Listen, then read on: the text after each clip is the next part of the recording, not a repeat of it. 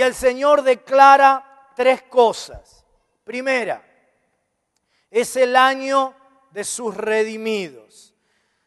Ahora, mirá la felicidad con que Dios expresa que vos y yo somos sus redimidos. En los versículos finales del capítulo, Dios se revela como nuestro verdadero y original Padre, el Padre de origen de cada uno de nosotros. Y entonces, como un Padre lleno de orgullo santo por sus hijos, dice: este año es el año de mis redimidos. Sí, ha llegado, por fin ha llegado este año para bendecir a mis redimidos. Dios para todo tiene sus tiempos establecidos. Por eso una y otra vez en la palabra de Dios se nos habla de los tiempos señalados. Las cosas no ocurren en cualquier momento, sino en los tiempos establecidos por Dios, los tiempos determinados. Se habla del cumplimiento de los tiempos, en la dispensación del cumplimiento de los tiempos, etc. Por eso la Biblia nos desafía a vos y a mí a ser entendidos en los tiempos, a saber leer las señales de los tiempos. Y la clave de la sabiduría de un creyente consiste en sincronizarse, en ponerse en armonía mi tiempo con el tiempo de Dios, sincronizarnos con el reloj de Dios. Y Dios dice: el año de mis redimidos ha llegado. Ha llegado el año para bendecir a mis redimidos. Y cuando el profeta por revelación puede ver lo que será el año de los redimidos, dice el texto entonces allí, en ese capítulo de Isaías, que el profeta es movido a alabar a Dios. Le alaba a Dios por sus misericordias, por todo lo que Dios le daría a su pueblo, por todo lo que Dios haría en el año de sus redimidos. Dice que lo alaba por su amor inagotable, por la multitud de sus piedades, porque Él los bendeciría no por sus merecimientos, sino por su gracia inmerecida. Lo alaba por la grandeza de sus beneficios. Pero inmediatamente Él puede ver una distinción. No será un año de beneficios para todos, sino para los redimidos del Señor. Es más, será un año difícil, será un año confuso, enredado para nuestro país. Será un año trabado, luchado, contradictorio, con muchos rumores que harán la vida incierta para la gente. Así son los días de finales de ciclos. La bendición no será para todos. El texto dice que el año tiene 2 características. Es día de justicia, es día de retribución negativa, de pago como juicio, de castigo para los que no son pueblo de Dios, y es año de los redimidos de Dios. Así que 2 acciones de Dios, y uno tiene que estar en el grupo correcto. Vos tenés que estar en el grupo de los redimidos. Dios dice: el año de mis redimidos ha llegado. Y Dios expresa su pertenencia, dice: son mis redimidos. Vos sos pertenencia de Dios. La palabra redimir es la palabra hebrea Gaal, es la misma palabra que comprar. Fuiste comprado, no te perteneces, le perteneces a Él. No sos tu dueño, Él es tu dueño, tu Señor, tu Rey. No sos autónomo, estás sujeto, sometido a Él. Porque cuando vivís siendo vos tu propio dueño, tu propio señor, tu señora, no entras en la categoría de los redimidos, de los comprados.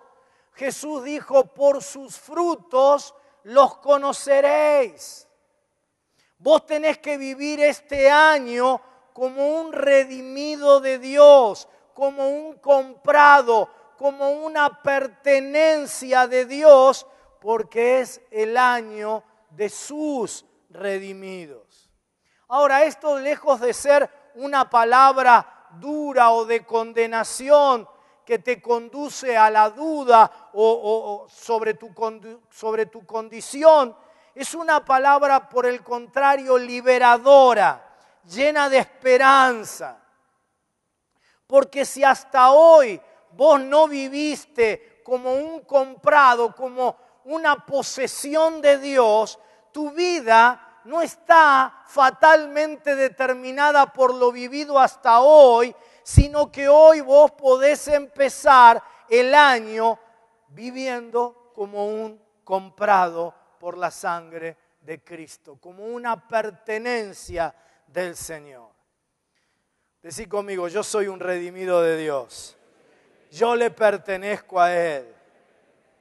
Amén. Cuando Dios expresa su pertenencia, dice, mis redimidos. Pero quiero que entiendas que lo expresa en plural. Así que eso significa que vos y yo tenemos nuestro sentido de pertenencia en Dios, pero también en la comunidad. Prácticamente no hay referencia a lo individual en el trato de Dios, sino que en las Escrituras es abrumadora la prevalencia del trato de Dios con todo su pueblo, con su iglesia, con su familia, con su rebaño, con su remanente. Es prevalente mayoritariamente el énfasis en la comunidad. Y este será un año que como iglesia debemos enfatizar la pertenencia comunitaria.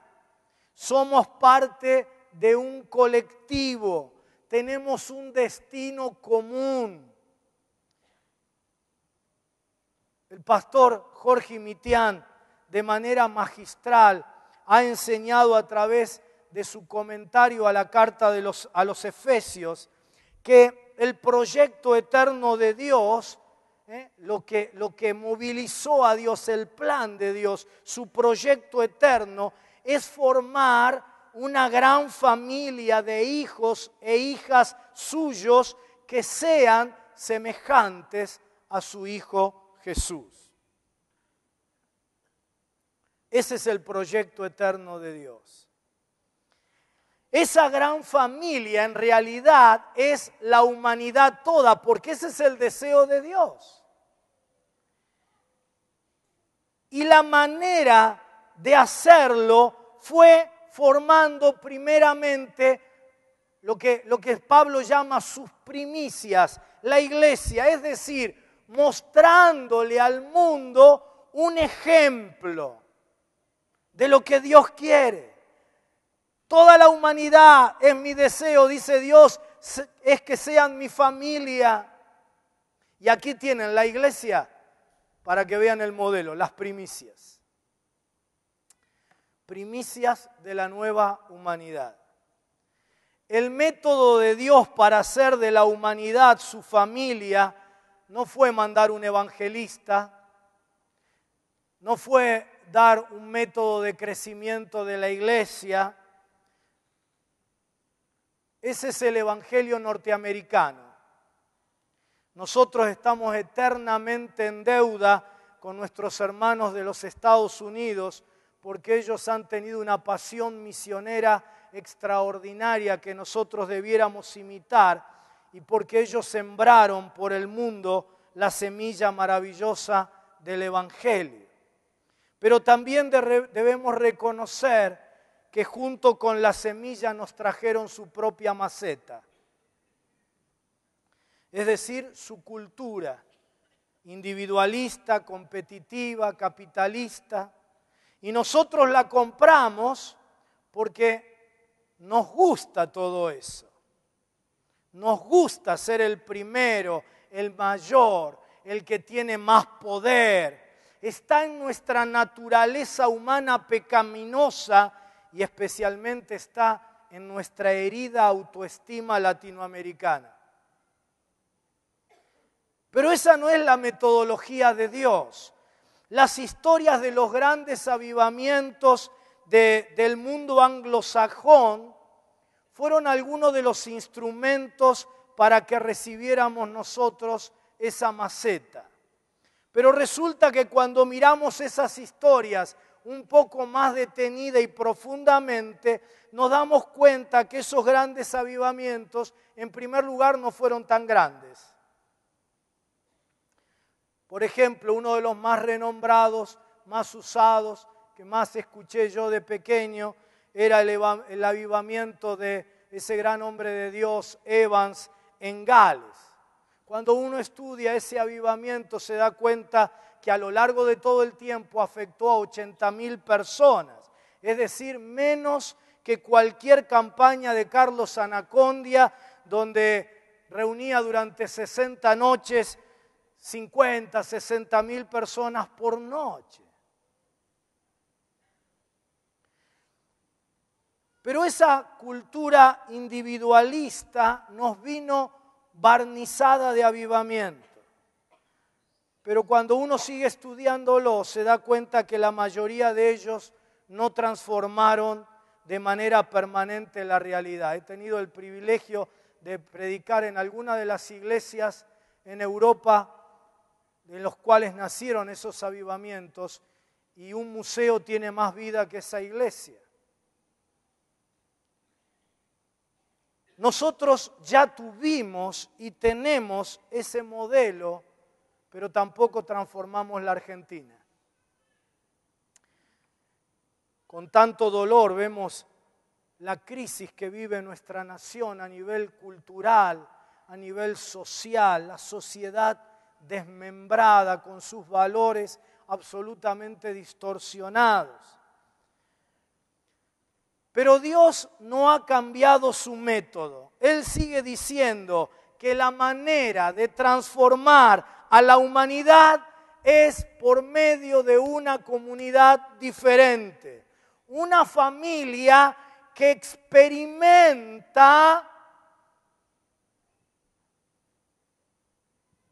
la coinonía. Por eso la iglesia primitiva transformó la realidad de su tiempo, porque la gente los veía y decían, ¿qué decían? Miren cómo se aman. Estos sí tienen algo para decir a nuestra nación enfrentada y dividida. Mira, estos sí que pueden traer una alternativa a los problemas económicos y sociales de nuestro país. Porque míralos, no hay necesitados entre ellos. Mira, estos cristianos pueden enseñarnos a reconstruir el tejido social de nuestra nación porque tienen todas las cosas en koinón, en común, porque viven una coinonía, son una familia. Por eso lograron transformar su tiempo. La revelación no es que Dios me da algo nuevo. La revelación es que Dios hace que se me caigan a mí los velos que hay en mí, para que yo pueda ver la verdad que siempre estuvo revelada allí en su palabra. Así que no es que yo traigo algo novedoso, sino que más que revelación deberíamos decir una develación, que se me caigan los velos. Su palabra nunca estuvo velada, somos nosotros los que tenemos velo. Por eso cuando nos sacamos los velos del evangelio cultural que hemos recibido y que estamos viviendo como iglesia en Argentina, y vamos al texto sin velos, es cuando recibimos la revelación.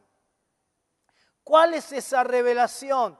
San Pablo la llama el misterio escondido por siglos, pero ahora revelado. ¿Cuál es? Que somos un cuerpo, la familia de hijos e hijas de Dios, que cada día se van pareciendo más al Hijo con mayúsculas, a Jesús. Esa es la metodología de Dios para transformar el mundo y en particular para nosotros, para cambiar nuestra Argentina. Por eso Jesús dice que sean uno para que el mundo crea. No porque la unidad sea solamente poder sinérgico, que por supuesto lo es, sino porque es una realidad mucho más profunda. Y es que es la única manera de implantar otro modelo y transformar la realidad. A fines del 2001, principios del 2002, nace Argentina, Oramos por Vos, en medio de un país en crisis, en llamas, y Dios generó un mover de oración, pero que se fue definiendo como un mover con el objetivo de transformar la Argentina.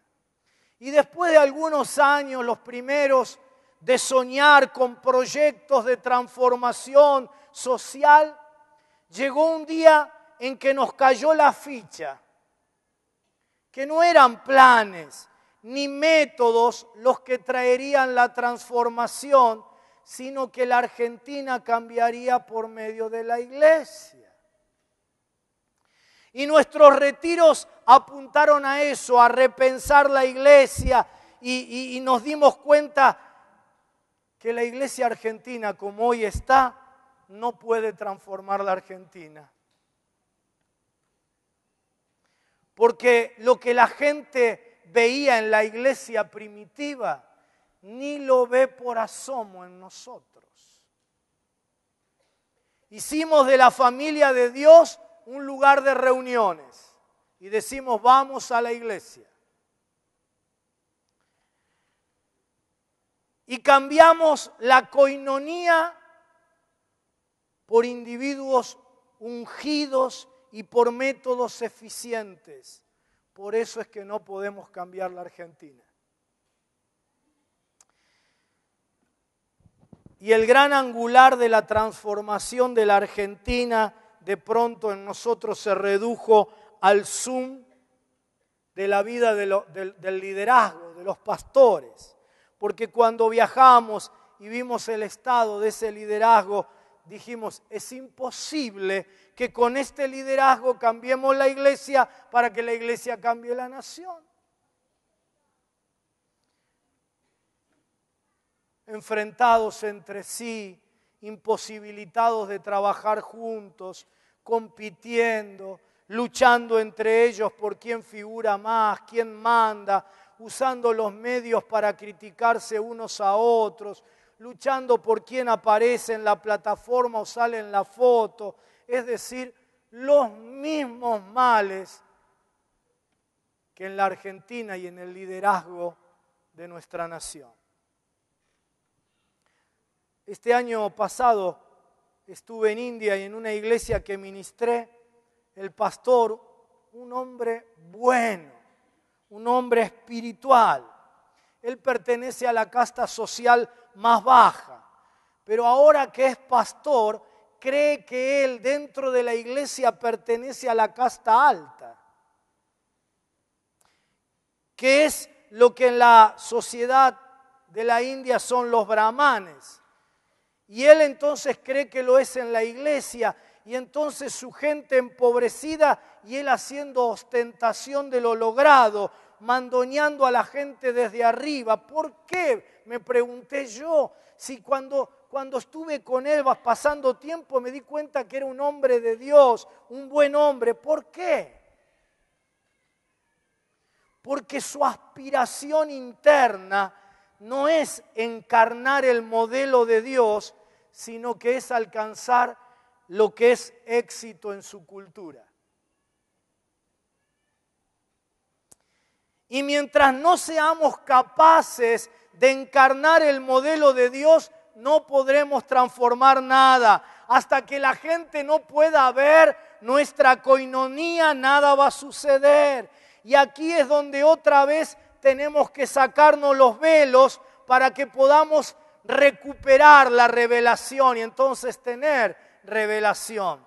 Porque cuando hablamos de coinonía también tenemos velos puestos.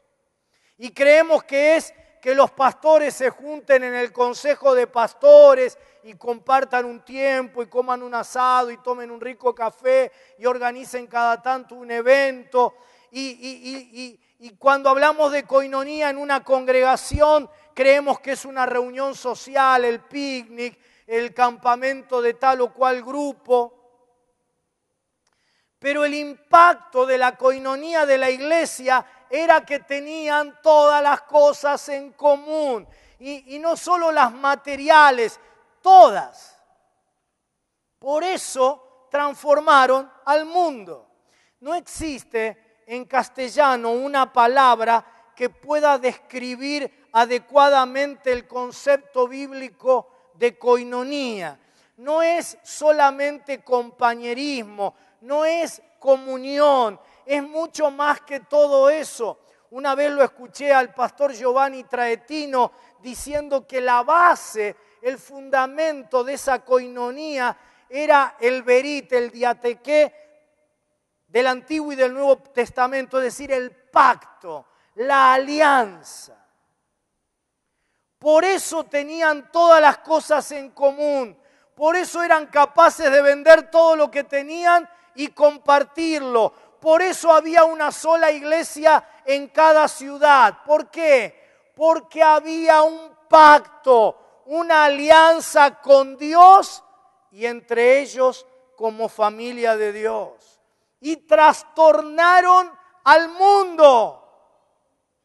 San Pablo dice, entre ustedes no hay muchos ricos, ni muchos poderosos, ni muchos sabios. Y cómo este rejunte de gente pobre, humilde, sin capacidades extraordinarias, cambiaron el mundo.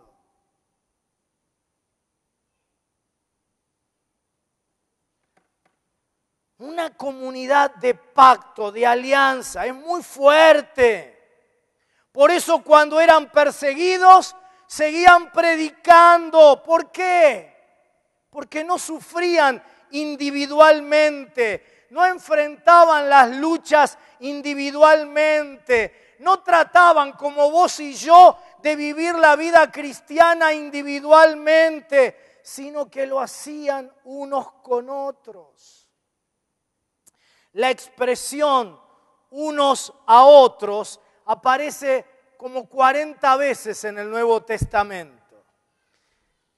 Por eso no había necesitados entre ellos. No había gente que se sintiera sola, porque se amaban unos a otros. Romanos 12:8. Se abrazaban unos a otros. Hechos 21:6. Tenían sentido de pertenencia. Romanos 12:5. No había gente que experimentara rechazo ni problemas de autoestima, porque dice que se aceptaban unos a otros. Romanos 15:7. Y se honraban unos a otros, prefiriéndose los unos a los otros. Romanos 12:10. Vencían la tentación porque no lo hacían individualmente. Ellos vivían con transparencia comunitaria. No andaban con caretas de cristianos perfectos, no escondían la tentación y el pecado, sino sabiendo que todos somos tentados, compartían con el otro la lucha por la que estaban pasando, la tentación a la que estaban siendo objeto. ¿Para qué? Dice, para animarse unos a otros y corregirse unos a otros. Romanos 15:4. Y cuando pecaban, no escondían el pecado, dándole lugar al diablo para que luego los viviera acusando y culpando, sino que confesaban los pecados unos a otros. Santiago 5:16. Y lo hacían con transparencia, porque encontraban que el otro estaba sujeto a él, es decir, no lo podía condenar, porque si yo te condeno a vos y estoy sujeto a vos, me condeno a mí mismo, porque somos un cuerpo. Pero tampoco lo dejaban sin corrección, porque estaban sujetos unos a otros en el temor de Dios. Efesios 5:21.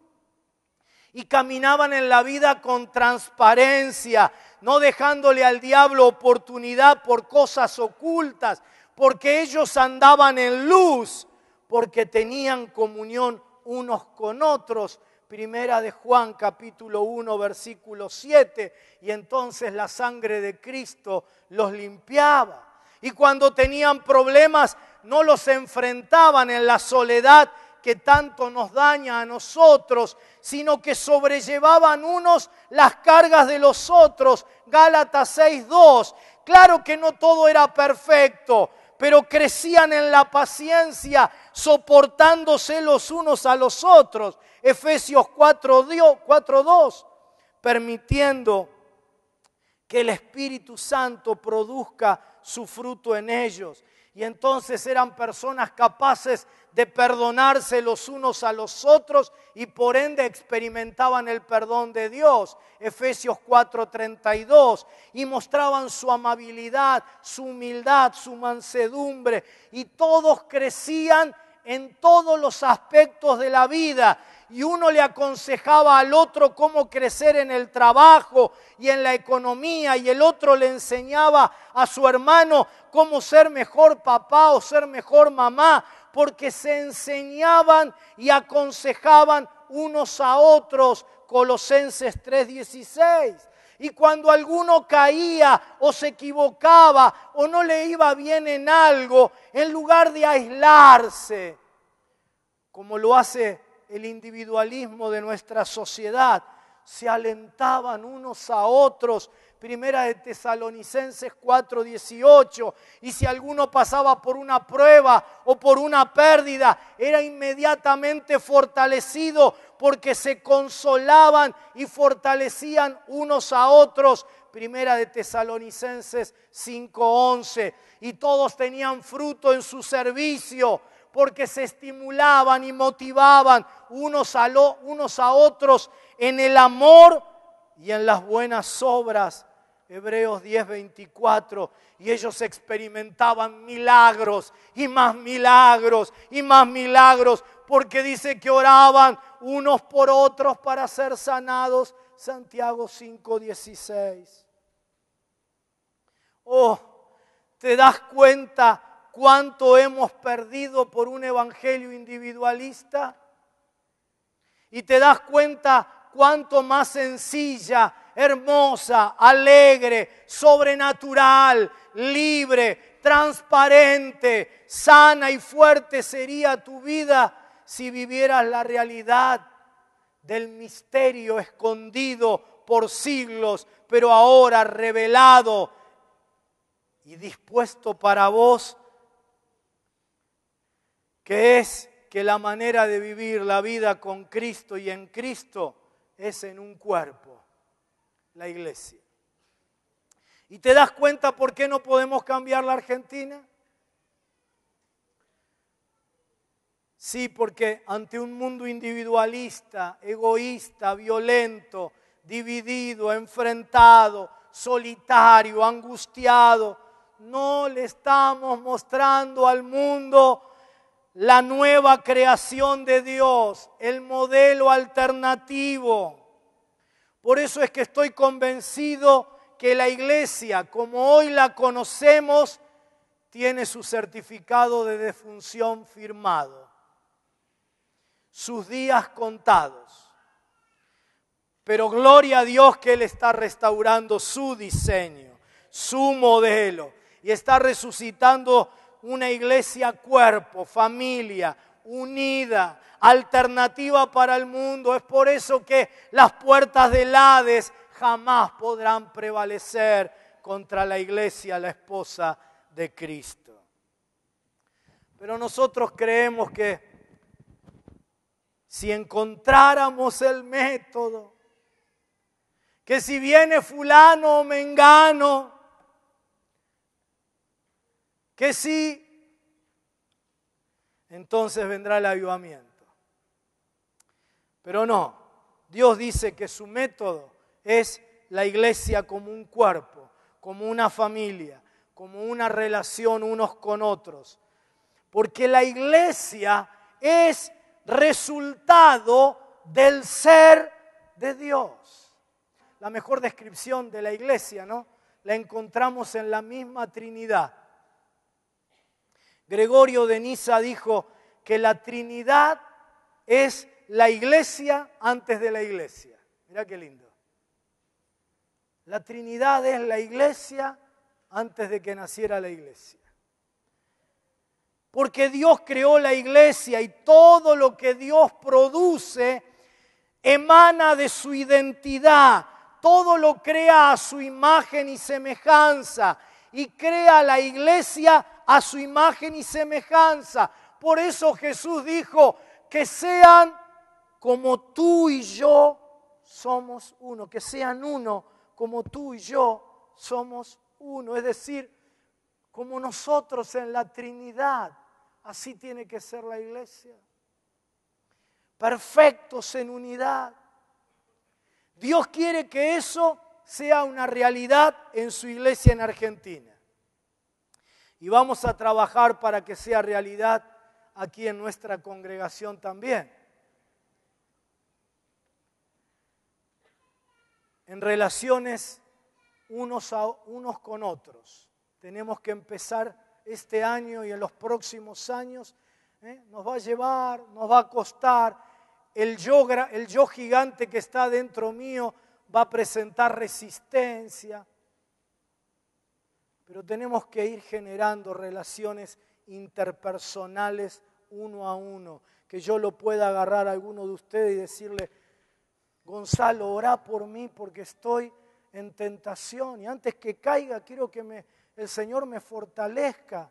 Y que Gonzalo me pueda decir: sí, vos orá por mí para ver si puedo solucionar esto y enfrentar esta lucha.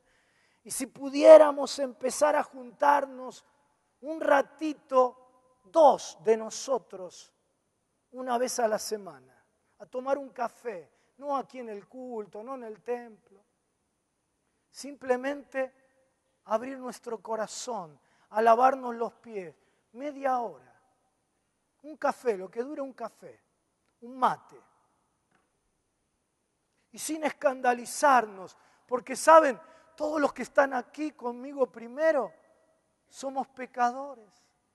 Pero la única manera de vencer es que nos podamos fortalecer unos a otros. Y que también nos podamos fortalecer en grupos más pequeños. Y obviamente como congregación toda.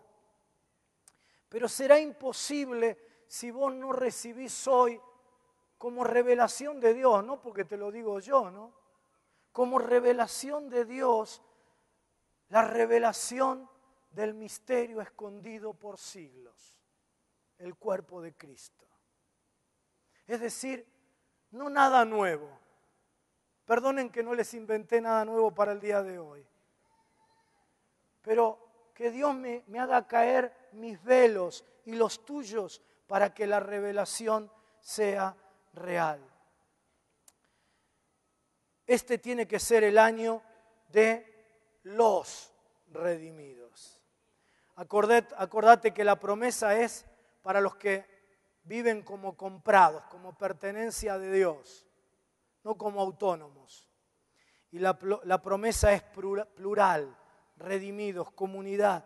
Por eso no decimos solamente 2014, este es mi año, sino que decimos 2014, este es nuestro años.